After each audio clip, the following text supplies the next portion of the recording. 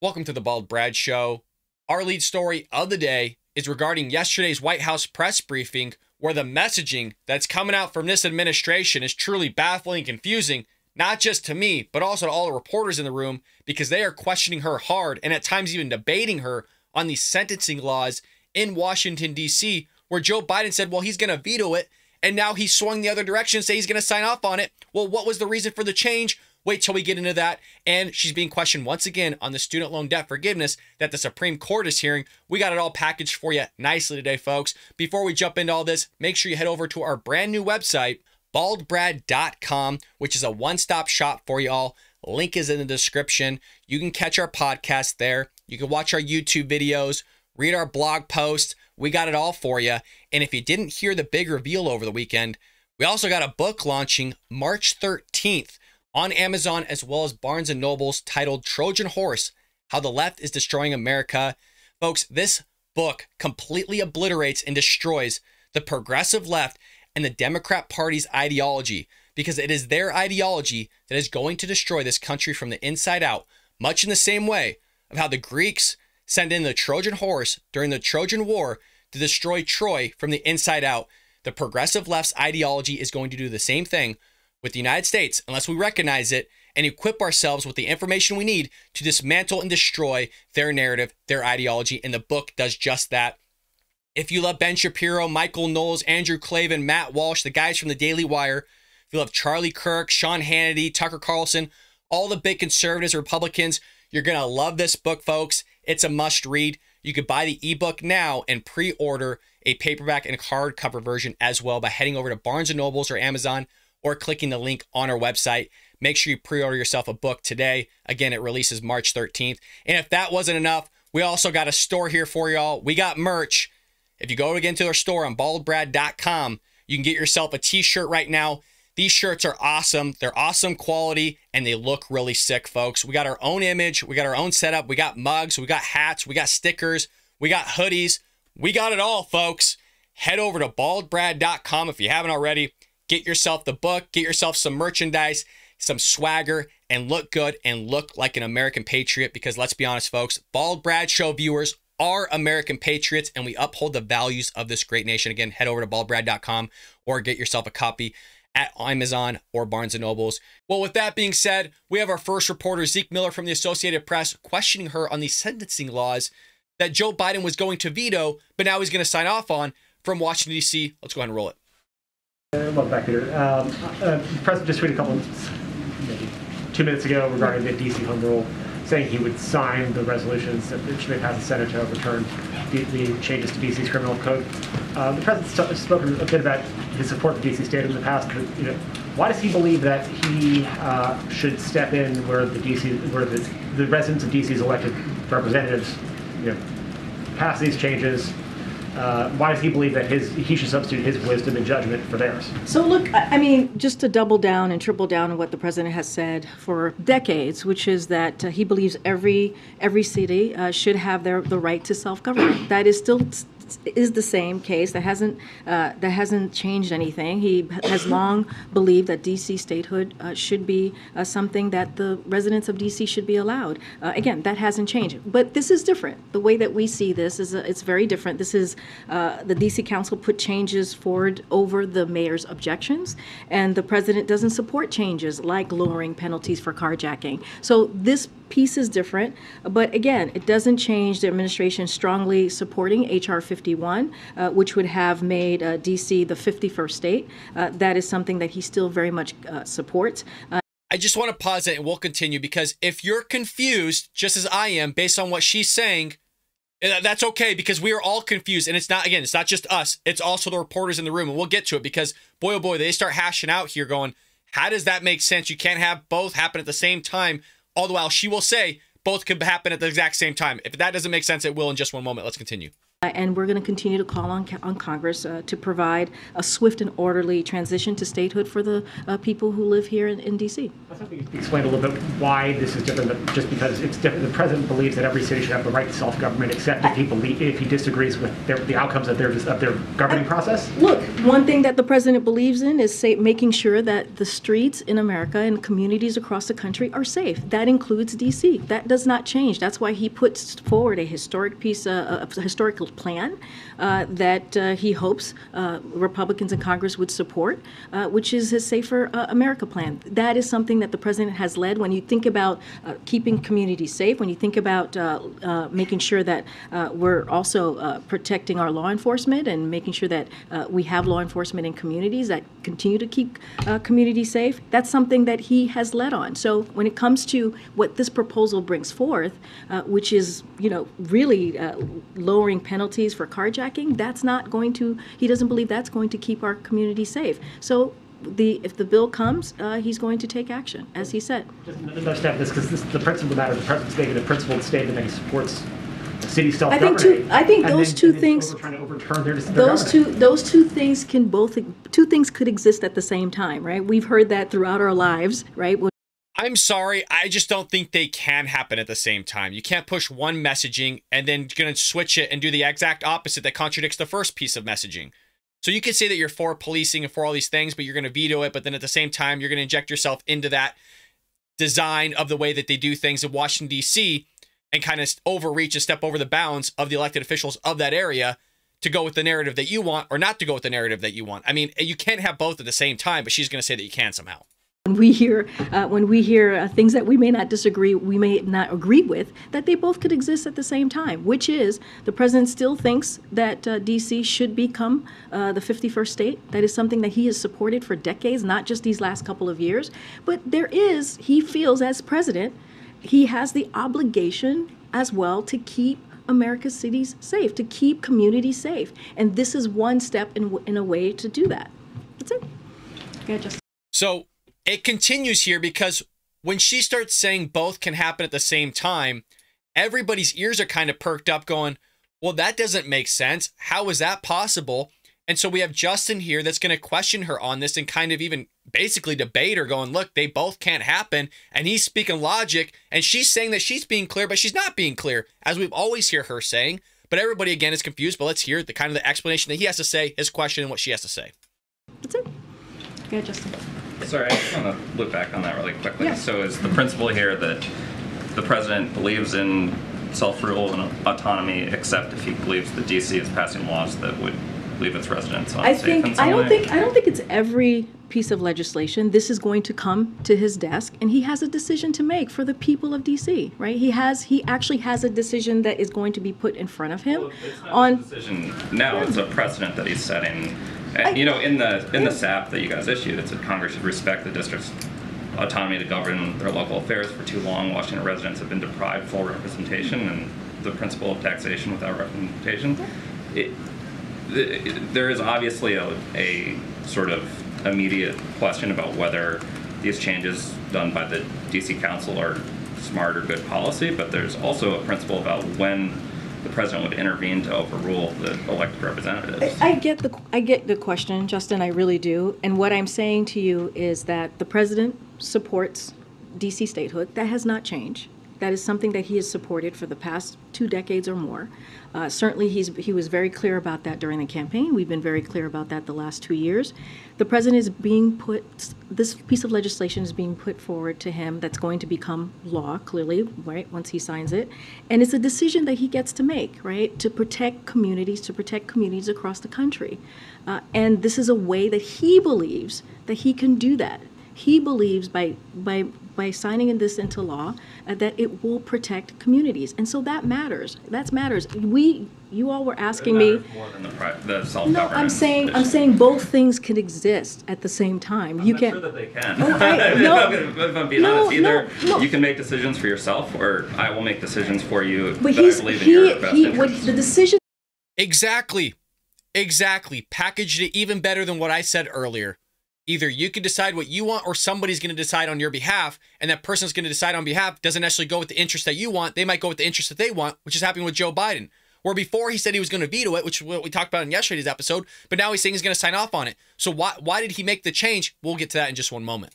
That he is making, he's making it for the people of DC, right? By making sure. Yeah, but no, I understand that. But this is being presented to him, right? This is being presented to him on signing this into law. And if you look at what is being presented to him, the mayor actually disagreed with what the DC Council put forward. And so now this is an opportunity to protect the community. That's the way the president sees this, to protect the community. Okay, I wanted to ask. So this still continues, you guys. Like I said, everybody's confused because Joe Biden's like a reed in the wind. On one end, he's going to say that he's going to veto it. Then on the other end, he says he's going to change it. So we have somebody picking up on this whole thing here, Peter Alexander of NBC News, and he questions her on that very thing that I just said. Let's see what she has to say. I just want to follow up on Kevin's first question about the DC crime law. Again, just to be clear, the White House put out a statement saying that the president did not support it. But now from the podium, you're saying that... The president as well, right? Not just me. Right, fine. Yep. The podium, you represent the president, but fine.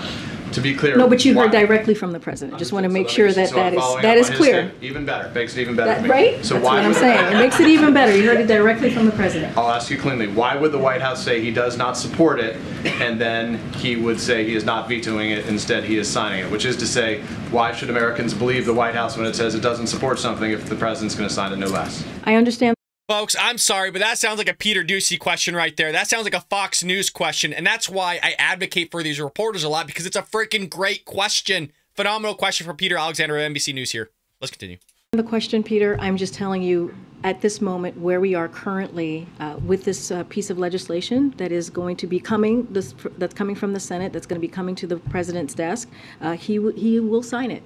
You know, it is because what is different about this, signing it, is as I mentioned before, the DC Council was put forward over the mayor's objections, and the president wants to make sure that communities, even in DC, the Americans in DC, feel safe. So let me get to the second half of that question, which is, why should Americans believe the White House when it says it doesn't support something when the president's going to sign it no less? I think what the American people, who I just mentioned to one of your colleagues, I think the American people know who Joe Biden is. I think they fundamentally, hold on, wait. It is so remarkable. I think people know who Joe Biden is. Joe Biden doesn't even know who Joe Biden is. I mean, come on, lady. This is what they do, right? They go, well, just watch him. When everybody's talking about his physical and mental health, well, just watch him. I mean, he said the same thing. So we watched him, and he's fumbling through his words. He's fighting with his teleprompter all the time. He's wandering off. The Secret Service has to sit there and kind of herd him like a piece of cattle. He don't know what's going on. We're all watching everything here. Joe Biden sucks. He doesn't know what's going on up here. And also, look, he's a reed in the wind. On one end, he's going to vote for something, or at least veto it, and then he's going to vote for it and push it through. So, you know, it's so baffling. Everybody in there is completely confused, by the way. I know I keep repeating myself, but I'm only showing you guys a few clips of this. The whole room was questioning her on this whole switcheroo here on votes. Of one end, he's going to go against it. Now he's going to go for it. You know, whatever. You have your eyebrows moving and leading in, so I just want to make sure you give me a second to answer. I know. I'm just. You have this. You get really excited, Peter. So I just want to make sure. I know. Oh my gosh, they're so exciting, thrilling. No, but with all seriousness, look. The American people know who Joe Biden is. He's been around for some time, right? They fundamentally know who he is as a person. The president, especially these last 2 years, have always put the American people first. And that's what they should know. That's what they should take away, that he's putting... I'm sorry, and maybe she'll restate what she just said, but did I just hear that she said that Joe Biden puts Americans first? Did I hear that correctly? Because the Democrats want illegal aliens to vote that don't belong here in the first place, haven't done their paperwork, came here illegally. Joe Biden puts other countries first. That's why he was in Ukraine with Zelensky, or in Poland rather than here in Ohio. He puts illegal aliens in hotel rooms before he puts our vets or homeless in hotel rooms. He builds entire encampments with revolving menus, laundry services, showers, bedding, clothing, revolving menu that's catered to their culture, Xboxes, cell phones, phones in general, plasma TVs, all couches, rugs. I mean, we've done the videotape on it for aliens, but none for our veterans or actual Americans. I mean, it's time and time again that they don't put Americans first, but you're going to sit there and say that they do? but we're supposed to watch everything. We know who Joe Biden is. Yeah, we know who Joe Biden is. He's a freaking liar. He's a politician, and he sucks at his job. In this case, the safety of the people of D.C. first, and he is always going to do that. Let me ask you one separate question, if I can. So this is what's interesting here. It's like I said, everybody's confused, and we're going to cut it off with that moment. Not cut off the press briefing, but we're going to cut off the moment where at least you have Peter Alexander questioning her on these student loan debt forgiveness plan that the Supreme Court's hearing, because even her messaging on that was confusing the other day, where she was like, well, there's a plan A, and he's going, well, if plan A doesn't actually get approved by the Supreme Court, what's your plan B? Because you're making this claim as if you have everybody's back. You're saying, hey, we have your back. And so he says, well, if it doesn't go through, what's your plan B? She goes, well, our plan B is our plan A. Our plan B is that we're going to have their back, that this is going to get pushed through. And he goes, well, that doesn't make sense, because if it doesn't get pushed through, your message is going to screw over a lot of people because they're banking on having their student loans forgiven. So what's really your plan B? And she goes, well, we don't have a plan B. So it was clear, but then the messaging flip-flopped once again after the press briefing. So now we're back in the room, deal with the same thing we were yesterday, because nobody understands what the hell is going on here from this administration. But remember, she's always clear, you guys. As she says, I want to be clear on this. She's never clear. And I apologize. Thanks for letting me follow up. The president, yesterday from the podium, you said that there was no other plan. The president was focused on the plan that exists as it relates to student loan forgiveness. Right now, before the Supreme Court, the president told us on the lawn yesterday, we're confident we're on the right side of the law, but not confident about the outcome of the decision yet. So, because the president himself said that he is not confident of the outcome of the decision, what is the White House doing, or why is the White House not preparing a plan B to help those who have student loans know what they need to do to prepare themselves if it's rejected by the court? Because we're confident in our legal authority. He just said he's not confident in the outcome, though, so it doesn't matter if you're confident in your authority. But of course, who would know how the Supreme Court is going to go? No one knows how the Supreme Court is going to rule. Good sense, because it's a 6-3 conservative lean right now. But it doesn't mean that we can't be confident in the merit, in our standing, and we are. We're so confident. We're gonna have faith because of the, I didn't mean to interrupt, but you're going to have faith that your argument is the one that the law supports, even if you don't think they will support it and not make an alternative plan.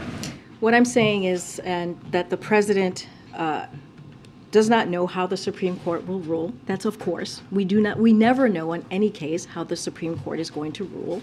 What we are saying is, I would like to point out that when you don't know something's going to happen, that's why you have multiple plans. You have a plan A, a plan B, a plan C. If plan A goes south because you don't know what's going to happen, you usually have a plan B. And just to be safe, if plan A and plan B go south because you don't know what's going to happen, you have plan C. It's not rocket science, but this is the administration acts like it is. that the Solicitor General did an amazing job, we believe, in really defending the program that the president has put forth. So and he laid, but you see why let me finish. No, let me finish. This is why I was saying earlier, because you tend, yeah, there you go. What the SG made very clear yesterday, and we believe this, and actually spoke to the president about this morning, is that our opponents don't have the standing or the merits on their argument. That is because she put forth such a forceful argument for the president's plan. I guess I'm asking because we're hearing from those who have student loans right now who are wondering if this is rejected, they have to make a plan B. So simply put, what is the message to those Americans who have loans right now? Because whether or not the White House thinks it's going to get through the court, it may not. What should they be doing actively right now, or what can they anticipate from you on their behalf? So here's what they can anticipate from us on our behalf. And many of those millions of borrowers received an email from the Secretary of Education yesterday, basically stating that we have their backs. So we are going to continue.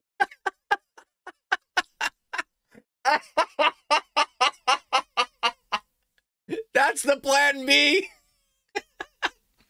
We have your backs. Oh, goody. Boy, is that detailed, huh?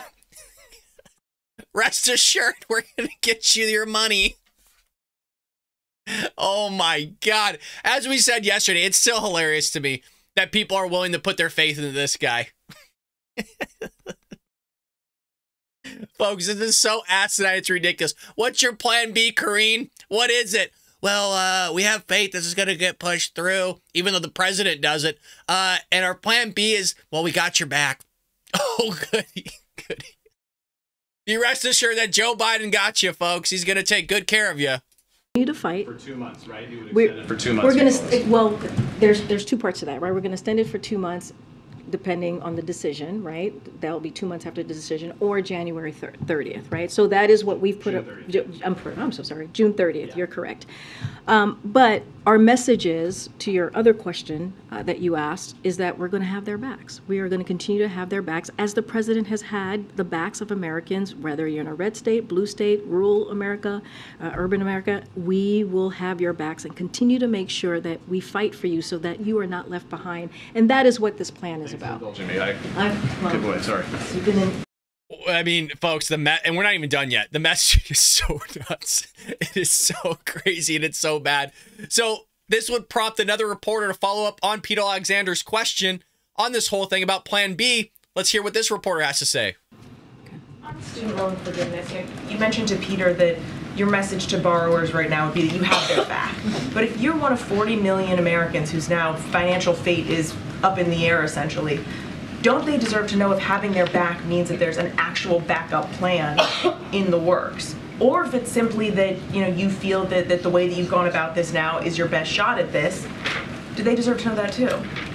What I can tell you is, yes, we have their backs. That's why the secretary, on the same day of the arguments, made sure that we sent out an email to millions of borrowers to let them know that. We will have their backs and the president will continue to do so.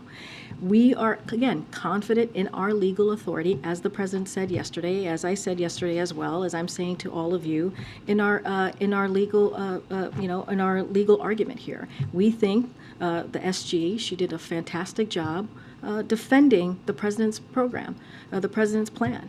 And so, again, we're going to see how this plays out. We're certainly not going to get ahead of the Supreme Court and what they decide. But again, we feel that they do not have, the other side do not have the merit to really a merit to stand forth with their argument. They truly don't. And so we're going to continue to make a forceful defense for the president's program. It is unfortunate that folks on the other side, you have elected officials who do not want to protect or give a little bit of a breathing room to those 40 million Americans that will get that. Let's not. You're damn right. Nope. Don't want to. I didn't take on that risk. I didn't take on that responsibility. They did. They're the ones that signed the line. They negotiated that. They chose what they wanted. Okay? I didn't choose for them. Some people didn't go to college or university, didn't take out loans. They're blue-collar workers. Okay, there's even white-collar workers that never went to college, but yet somehow they still have to pay for somebody else's tuition. But you're right, Karine. No, we don't want to do that. You're absolutely clear on that part. Everything else you haven't been. Forget 90% of folks that's going to be able to participate in the president's plan are making less than $75,000. It sounds like Plan B is Plan A, right? And so I guess to just be really practical about it, do borrowers need to be making other plans? That is not for me to speak to. What I can tell you what we're going to do. What we're going to do is we're going to continue to defend the president's plan. We believe we have the legal authority to be successful here. The Solicitor General proved that, showed that yesterday. That's what we believe. And our plan is a good plan. It's a very good plan that's going to give relief, again, to working families, to middle-class Americans. And so that's what we're going to continue to fight for. And not to be... It shouldn't be a shock that, we're $30 trillion in debt. It shouldn't be a shock when you have people going, well, hey, what's kind of the plan gonna be? What's Plan B? Like, what should you tell Americans if they don't get that debt relief? Like, what should they do? Well, that's not up to me to decide. It's like, oh, that's great advice. It's just great advice. Maybe have a Plan B. Maybe don't bank on the federal government to give you that debt relief. Maybe worry about yourself and don't allow other people to make certain policies on your behalf because you think something may go a certain direction or may not go a certain direction. How about you get maybe a second job, or you don't take out the debt in the first place, or if you do sign that you're responsible for it, not somebody else. I mean, there's so many ways you could talk about this. It is head spinning. But the one way she's talking about well, let's just put all our eggs in one basket here of we're right, they're wrong. It's going to be pushed through. We don't even need a Plan B. Who even talks about different plans? Why would you even ever need anything like that? But we have your back, you guys. See, if it doesn't go through, somehow we're still going to have your back. Somehow we're going to take care of you. So I don't know what the heck's going on with that. Well, let's get into our last segment of the day. We got a bonus clip here for you. At the beginning of the press briefing, John Kirby was on the podium taking people's questions, and we got Peter Doocy lining up here about China, asking about that. And basically, where's China receiving some sort of penalty for unleashing COVID on the rest of the world, as well as their own people? And just John Kirby's response is so asinine. Let's hear it. Thanks, John. So, a bill requiring the D-N.Y. to declassify the COVID origins intel passed the Senate. If it passes the House, too, would President Biden sign it? I won't get ahead of the president's decision-making, Peter, but look, a couple of things to keep in mind. Right after taking office, the president declassified and made public the D-N.Y.'s initial findings here about the source of COVID. So he already very swiftly and unilaterally put information out there. That's one. Two, the intelligence community continues to assess the origins of COVID. I know I've seen press reporting about some preliminary findings of a classified nature, but there's still no consensus. And that's why the president has directed the team to stay at the work, because he wants to know. He wants to know as best we can know what the origins were so that we can work to better prevent a future pandemic. I mean, not only did the Department of Energy come out and say they believe it came from a lab in Wuhan, but didn't the FBI director just come out and say the same thing, that at the very least it came from China? So, I mean, how many departments, how many bureaus, how many people need to come out and say, hey, you know what, there is a consensus it came from China? So this is my fear of the whole thing of, he says it's a whole of a government that's actually running the investigation. There's no specific team that's actually heading this whole thing. And so you might never see a consensus through all the different sectors of whoever the heck's running this whole thing, since it's the whole government. You might just end up with, well, the FBI says it is. You have the CIA saying it is. You have the Department of Energy, but hell, the Department of Transportation says that it wasn't from China. You know, oh, well, we don't have a consensus, so everybody else says it is from China, but, you know, these knuckleheads over here says it wasn't. Well, we can't do anything, sorry. And then China just, you know, it just goes off into the sunset. Nothing happens to them. I also think it's a little bit of conspiracy theory, but I think they're holding off on this because, you know, the tension between China and the United States right now with Russia in Ukraine, it's through the roof. So I think there's a lot going on behind the scenes, and I think we know, obviously, that it came from China, but we don't want to push it right now because, again, tensions are so tight, and we need Taiwan for those chips until we get our factories up and running here to produce chips ourselves. So it could be just a delay game before China just gets whacked upside the head here from the globe on these sanctions that we should impose on them, and I think we should impose heavy freaking sanctions on that country. Let's continue. We've got the FBI director saying most likely a potential lab incident in Wuhan. Okay. If a foreign country came to the United States and killed 1.1 million Americans with guns, would the president just let that slide? Nobody's letting anything slide. That's why the president wants the intelligence community to work so hard to hopefully get some answers that that we can rely on. Right now, there's just no consensus.